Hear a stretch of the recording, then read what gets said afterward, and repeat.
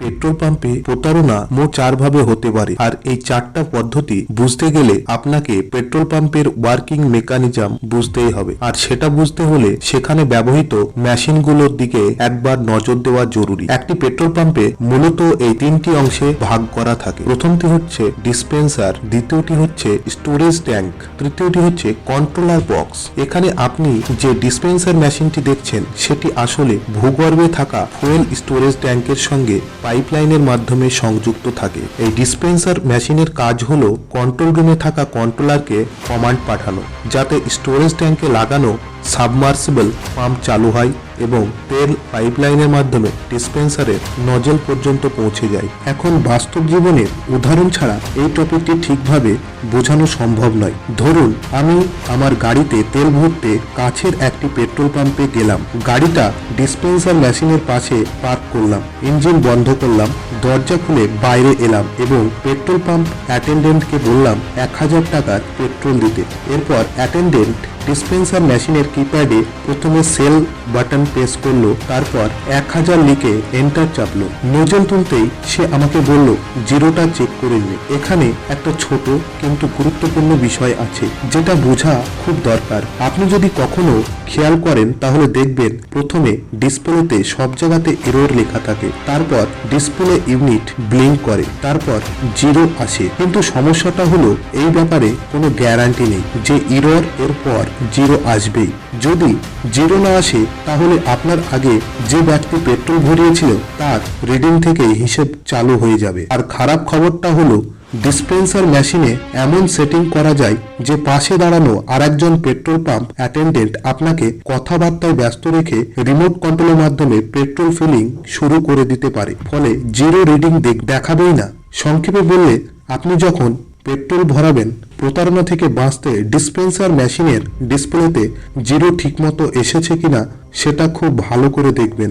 যাই হোক, এরপর অ্যাটেন্ডেন্ট নজল গাড়ির ফুয়েল ট্যাঙ্কে ঢোকালো এবং নজলের ল্যাচ প্রেস করতেই দ্রুত গতিতে পেট্রোল ঢোকা শুরু হলো।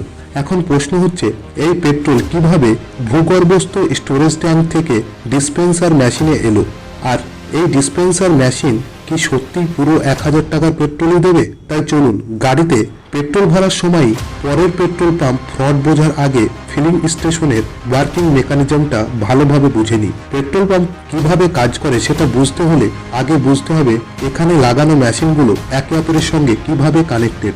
আপনি যে ডিসপেন্সার মেশিনটি দেখছেন সেটি বিদ্যুৎ চালিত এবং এটি পাইপলাইনের মাধ্যমে পাশে থাকা ভূগর্ভস্থ ফুয়েল স্টোরেজ ট্যাঙ্কের সঙ্গে সংযুক্ত। এই পাইপলাইনের মাধ্যমে ট্যাঙ্ক থেকে পেট্রোল নজল পর্যন্ত আসে। পেট্রোলকে স্টোরেজ ট্যাঙ্ক থেকে ডিসপেন্সার মেশিনে পৌঁছে দেওয়ার কাজ করে কন্ট্রোল রুমে থাকা কন্ট্রোলার বক্স। এই কন্ট্রোলার বক্স আইসোলেটেড তারের মাধ্যমে ডিসপেন্সার মেশিন এবং ফুয়েল ট্যাঙ্কে লাগানো এসটিপি বা সাবমার্সিবল টারবাইন পাম্প এর সঙ্গে সংযুক্ত থাকে। কন্ট্রোলার বক্সের কাজ হলো ডিসপেন্সার মেশিন থেকে কমান্ড নিয়ে স্টোরেজ ট্যাঙ্কে লাগানো এসটিপি ডিভাইসকে নির্দেশ দেওয়া।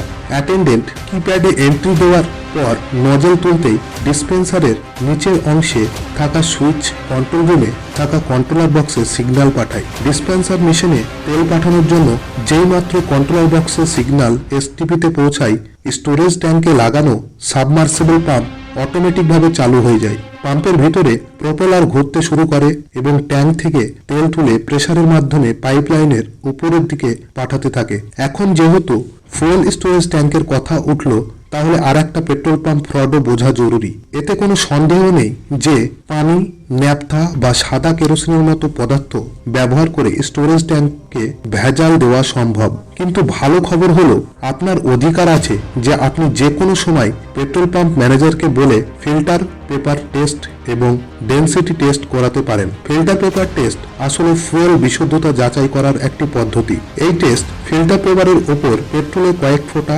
ফেলা হয়। যদি পেট্রোলে ভেজাল থাকে তাহলে কাগজে দাগ পড়ে যায়, আর যদি ভেজাল না থাকে তাহলে পেট্রোল কোনো দাগ না রেখে উবে যায়। ডেনসিটি টেস্ট এ থার্মোমিটার ও হাইড্রোমিটার ব্যবহার করে পেট্রোলের ঘনত্ব মাপা হয়। বিশুদ্ধ পেট্রোলের ঘনত্ব সাধারণত 710 কেজি পার মিটার কিউব থেকে 770 কেজি মিটার পার কিউব এর মধ্যে থাকে। আপনি যখন পেট্রোল ভরাবেন তখন ডিসপেন্সার মেশিনের ডিসপ্লে সেকশনে এই ডেনসিটির মানও লেখা থাকে। কখনো খেয়াল করে কি দেখেছেন? যদি দেখে থাকেন তাহলে বুঝতে পারবেন। তো আজকের মতো ভিডিওটি এখানেই সমাপ্ত করলাম। দেখা হচ্ছে পরবর্তী পার্টে।